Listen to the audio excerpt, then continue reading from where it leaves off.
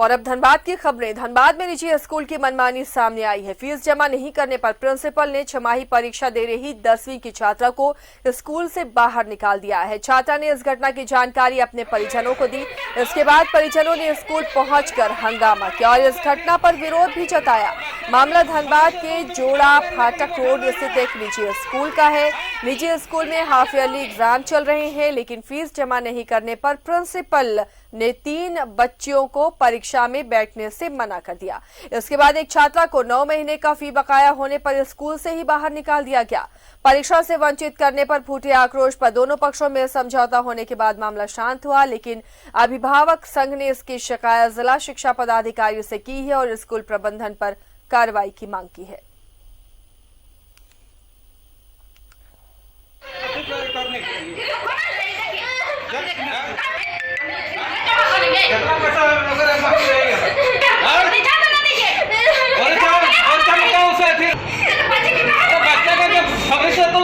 करने के लिए बैठा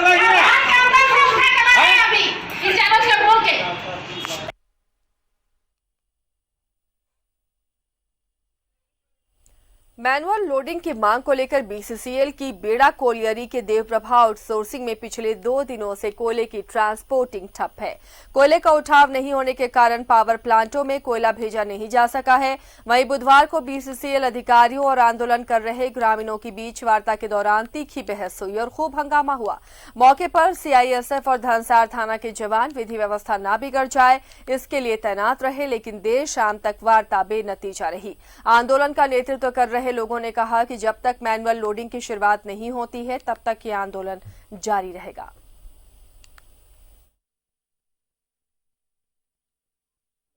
देखिए, सड़क पे शुक्रवार से हम उतरे हुए हैं। आज स्थिति यह नौबत आ गई है कि लोग हमको डराने पे लग गए हैं। प्रबंधन अलग, प्रशासन अलग, केस हो जाएगा, जेल हो जाएगा।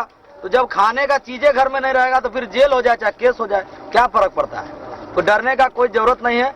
हमारा एक ही डिमांड है, जो भी इस एरिया में मजदूर है उसको काम मिलना चाहिए। और काम यहाँ एक ही तरीका है, यहाँ कोयला लोडिंग का काम होता है, वो मशीन द्वारा लोग कर रहा है। हमको 100% मैनुअल लोडिंग चाहिए और जैसे ही वो मैनुअल लोडिंग करेंगे यहाँ का 100% बेरोजगारी दूर हो जाएगा। अब कुछ मैनुअल लोडिंग अभी संभव नहीं है क्योंकि सैंपल नहीं हुआ है। स्टीम का सैंपल होगा, उसके बाद मैनुअल लोडिंग के लिए ऑफर जाएगा, टेंडर शुरू होगा और उसमें लोकल को प्राथमिकता मिलेगा। पहले भी वही स्टैंड था, आज भी वही स्टैंड है। अब पावर का कोयला जो है पावर हाउस में जाता है, ये तो कोयला कोई तो एसेंशियल वो है, इसमें तो आरओएम जाता है वो भी, तो वो उसका ट्रांसपोर्टिंग जिसको मिला उसको ट्रांसपोर्ट करना है, जिसको ऑर्डर मिलेगा। बीसीसीएल इनमोसा का 1 दिवसीय धरना अब स्थगित हो गया है। इनमोसा ने 16 सूत्री मांगों को लेकर प्रबंधन को धरना देने का नोटिस दिया था। इनमें माइनिंग सरदार की प्रोन्नति सहित कई मांगे शामिल हैं। इस मामले में कार्मिक निदेशक से वार्ता के बाद प्रबंधन ने सभी मांगों को पूरा करने का आश्वासन दिया। इसके बाद आंदोलन को स्थगित कर दिया गया।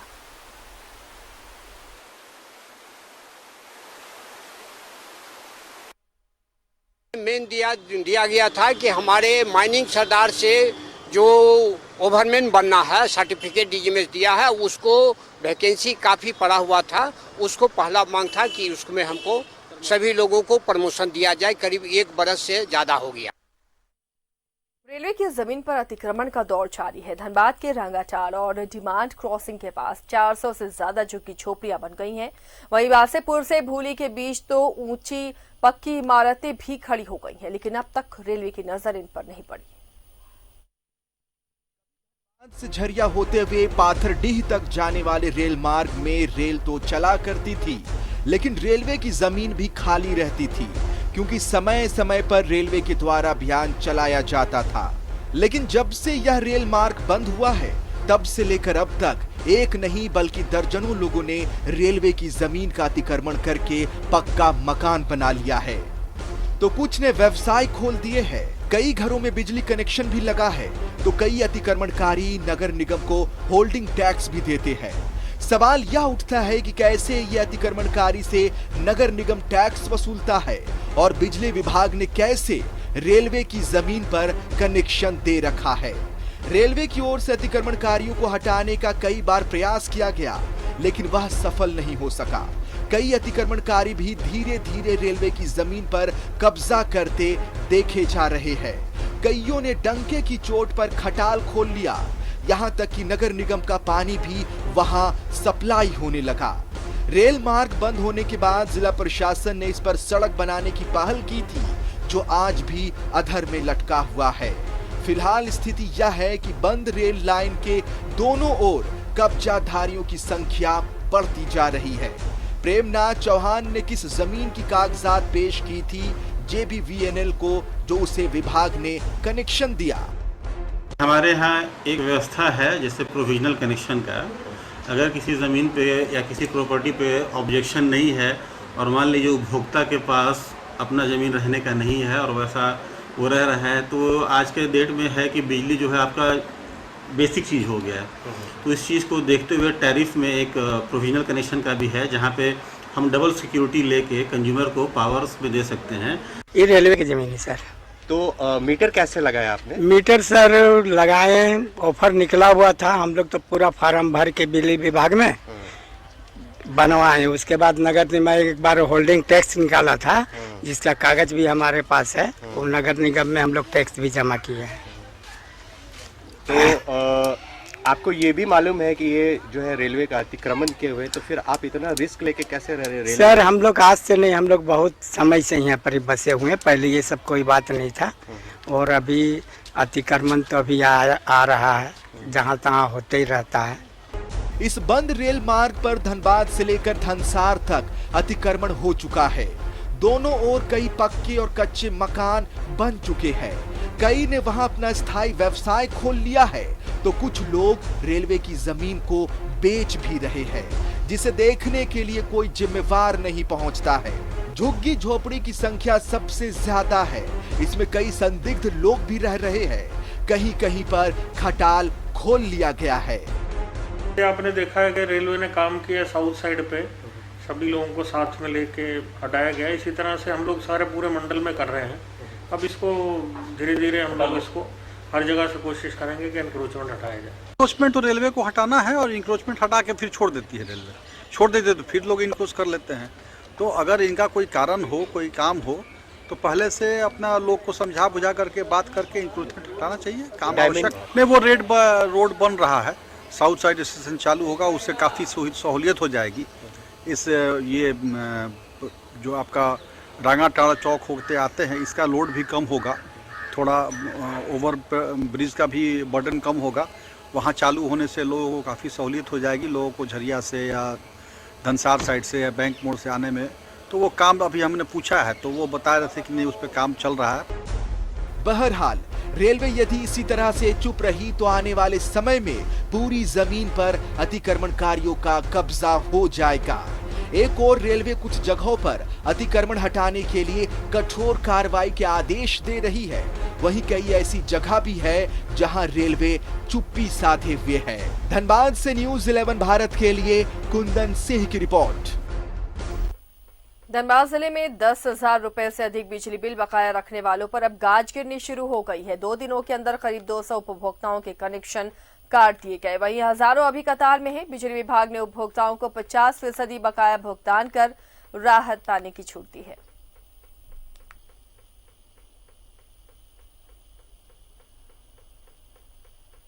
10,000 रुपये से ऊपर बकाया है, उसका या तो हम लोग पैसा रियलाइज़ कराएं या उसका लाइन काट दें। उसी प्रोसेस में हमारा पूरा भी ये डिस्कनेक्शन का जो है सारे जेई के सपोर्ट से काम चल रहा है। तो जिसका भी 10,000 से ऊपर बकाया, मैं आपके माध्यम से कहना चाहूँगा कि आम जनता में कम्युनिकेट कर दें। 10,000 से ऊपर जिसका भी बकाया है वो अपना बिजली बिल बकाया जमा का भी 10,000। धनबाद शहर में बढ़ती ट्रैफिक की समस्या से लोगों को निजात दिलाने के लिए पिछले दिनों जिला सड़क सुरक्षा समिति की बैठक में रांगाटार श्रमिक चौक गोलंबर को छोटा करने पर सहमति बनी थी। उसके क्रियान्वयन के लिए धनबाद नगर निगम ने टीम गठित कर दी है। वहां का जायजा लिया संवाददाता राजकुमार जायसवाल ने।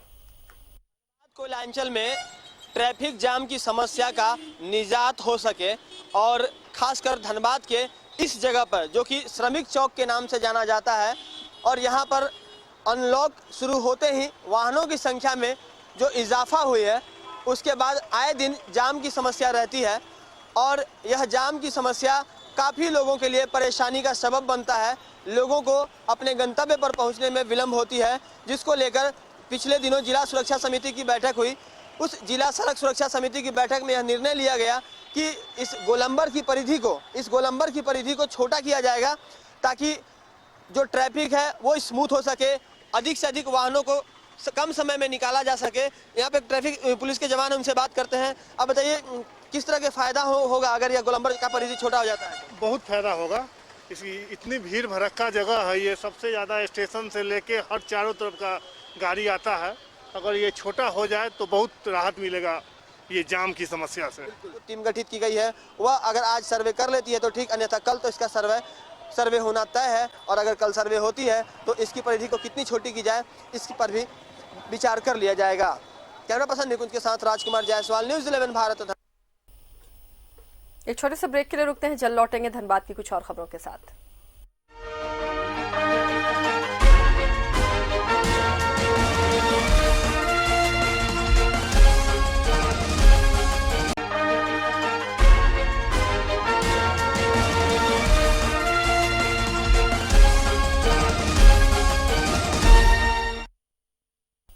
ब्रेक के बाद बढ़ते हैं आगे। बागमारा भाटी ओपी पुलिस ने बरकी पुल के पास दामोदर नदी के किनारे छापेमारी कर अवैध रूप से बनाई जा रही महुआ की शराब भट्टियों को ध्वस्त किया और लगभग 1 क्विंटल महुआ जावा को भी नष्ट किया। ओपी प्रभारी ने बताया कि अवैध शराब कारोबारियों के खिलाफ अभियान जारी रहेगा।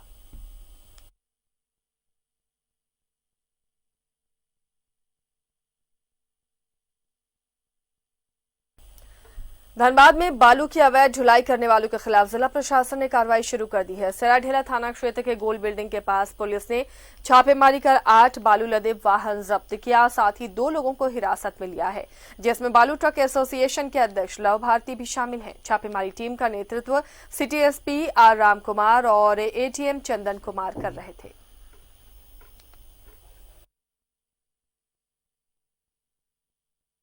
सूचना मिल रही थी लाइक उधर बालू का गाड़ी बहुत सारा खड़ा रहता है और हम और एडीएम लॉ एंड ऑर्डर साहब में भी इसमें गया था और उसमें चेक करने के लिए गया था, मतलब वेदर ये लोग के पास कुछ लीगल कागज है नहीं है।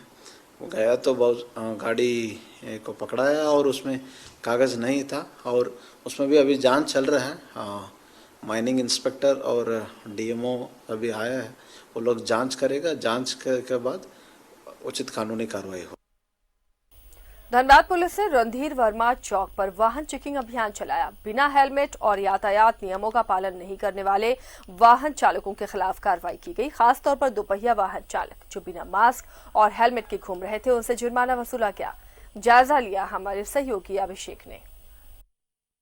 धनबाद में जिला पुलिस और यातायात पुलिस द्वारा आज सघन वाहन चेकिंग अभियान चलाई जा रही है और धनबाद के रणधीर वर्मा चौक पर देखिए यहाँ पे इस वक्त में चेकिंग अभियान चल रही है। देखिए यहाँ पे तस्वीरों के जरिए हम आपको दिखा रहे हैं, जो भी वाहन चालक हैं उनका यहाँ पे गाड़ियाँ जो खास तौर पे हेलमेट नहीं लगा रहे हैं उनके वाहनों को जब्त किया जा रहा है, जुर्माना वसूला जा रहा है और साथ साथ जो मास्क है वो भी चेकिंग हो रही है ताकि बिना मास्क पहने कोई नहीं आए।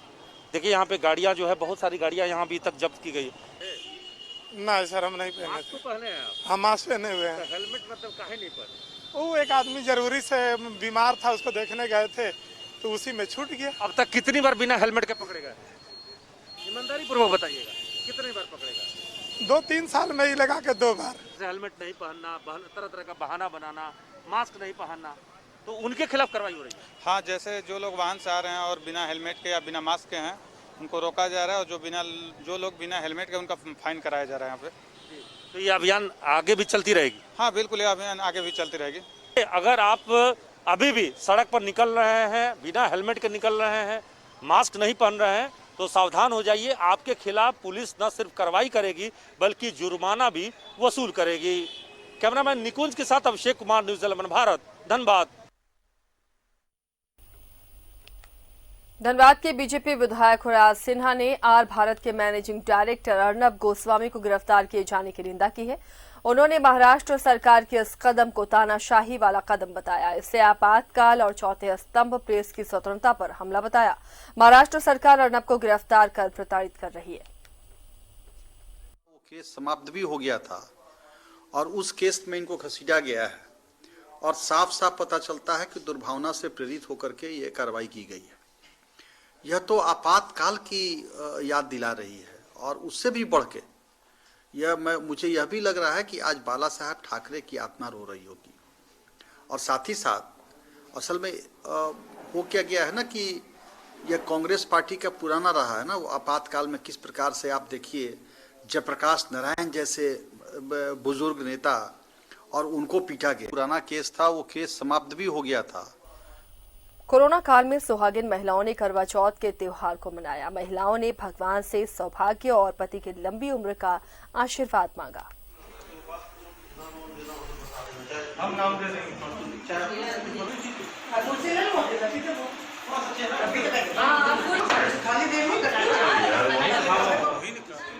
कई जगहों पर इस त्योहार को महिलाएं मनाती हुई नजर आई हैं। आज के दिन महिलाएं व्रत रखती हैं और अपने पति की लंबी आयु की कामना करती हैं। देखिए ये तस्वीर, इकट्ठा हुई महिलाएं और करवा चौथ की इन्होंने पूजा अर्चना की है और उसके बाद अपने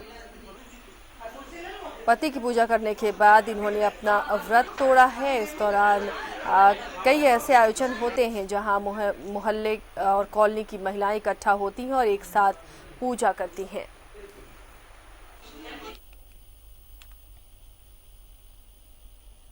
नमामि गंगे कार्यक्रम के तहत बागमारा के लोहापट्टी पंचायत के जमुनिया नदी किनारे रंगोली और गंगा आरती के साथ सभी नदियों को स्वच्छ रखने का संदेश दिया गया। कार्यक्रम में पहुंचे बागमारा बीडीओ और प्रखंड प्रमुख ने लोगों से जलाशयों को स्वच्छ रखने के लिए सहभागिता की अपील की है। इस मौके पर नदी के किनारे आकर्षक रंगोली बनाई गई और भजन कीर्तन का भी आयोजन किया गया।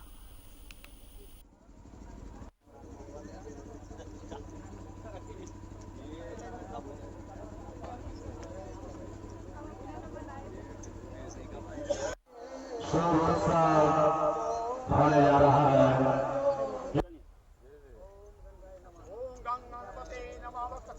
मना रहे हैं लोपिटी और तेलमोचो में हम लोग के कार्यक्रम किए हैं और भी पंचायत में जाके करना है हम लोग को। एक तरह का पर्व हम लोग मना रहे हैं जो हमको झारखंड सरकार द्वारा किया जा रहा है। प्रशासन की तरफ से ये निर्देशित किया गया था कि 2 नवंबर से लेकर के 4 नवंबर तक गंगा और इसकी सहायक नदियों में साफ सफाई, सांस्कृतिक कार्यक्रम, भजन कीर्तन और पूजन इत्यादि कार्यक्रम किया जाना है, जिसके तहत हम लोगों ने आज यहाँ लोहपट्टी पंचायत में कार्यक्रम अभी किया। और रांची से इस वक्त एक बड़ी खबर मिल रही है। जेएसएससी को नया अध्यक्ष मिल गया है। पूर्व मुख्य सचिव सुधीर त्रिपाठी जेएसएससी के अध्यक्ष बनाए गए हैं। सीएम हेमंत सोरेन ने इसकी स्वीकृति दी है। 1985 बैच के आईएएस अधिकारी हैं सुधीर त्रिपाठी और अब जेएसएससी के अध्यक्ष बनाए गए हैं।